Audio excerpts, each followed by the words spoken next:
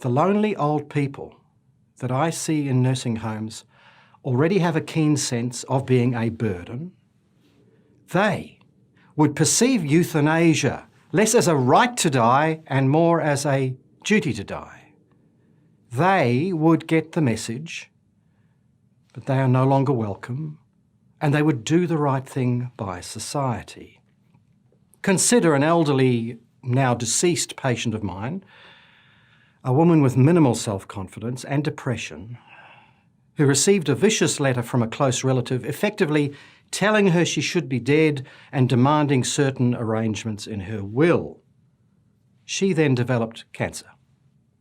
Now, what would the right to die mean to such a patient, so isolated and intimidated? Now for its proponents, death on demand would indeed enlarge their autonomy. But given the psychological vulnerability of the average old person, the sense they already have of being unproductive burdens, and the power of insensitive family or medical staff to reinforce this sense, such a decision will be made from a position of humiliation and weakness. Former Prime Minister Paul Keating agreed in 2017, writing this, quote, "It is fatuous to assert that patients will not feel under pressure once this bill becomes law to nominate themselves for termination." End quote. And the Australian Medical Association president at the time, Dr. Michael Gannon, cautioned this. He said, "The sick, the elderly, the disabled, the chronically ill and the dying must never be made to feel that they are a burden." End quote. Hence the AMA's formal reaffirmation as recently as 2016, quote, "Doctors should not be involved in interventions that have as their primary intention the ending of a person's life." End quote. Power corrupts, and the doctor-patient relationship will be corrupted by the power to take life. In Holland, where euthanasia is legal, doctors have unlawfully put to death several hundred patients each and every year without their consent. In neighbouring Belgium, the circle of criteria for euthanasia has steadily expanded from adults to children, from the terminally ill to those simply tired of life, from cases of depression and chronic fatigue to those distressed by anorexia. Even a 41-year-old man who so regretted his sex change operation that he wanted to die, and the Belgian doctors obliged.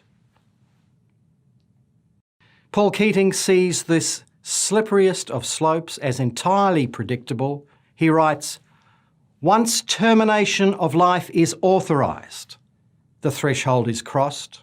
From that point, it is much easier to liberalise the conditions governing the law, and liberalised they will be," he said.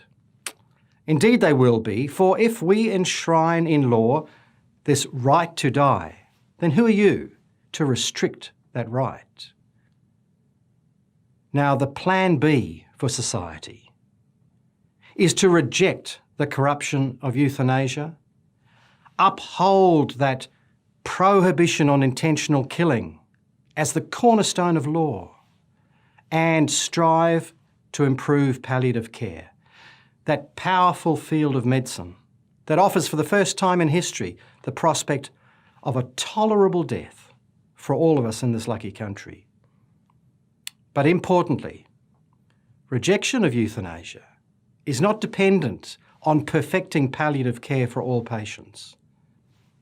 Nor is its rejection a religious issue. Its rejection stands on the rock-solid ground of social justice. As the Honourable Kevin Andrews explained on presenting his Euthanasia Laws Bill in 1996, he said this, "The people who are most at risk are the most vulnerable, and a law which fails to protect vulnerable people will always be a bad law." End quote.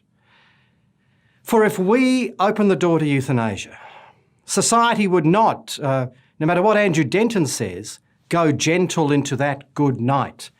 It would go brutal as a culture which chooses to make people dead rather than care for them in dying, whose unproductive burdens will freely jump to their death, but only because of this insidious cultural push.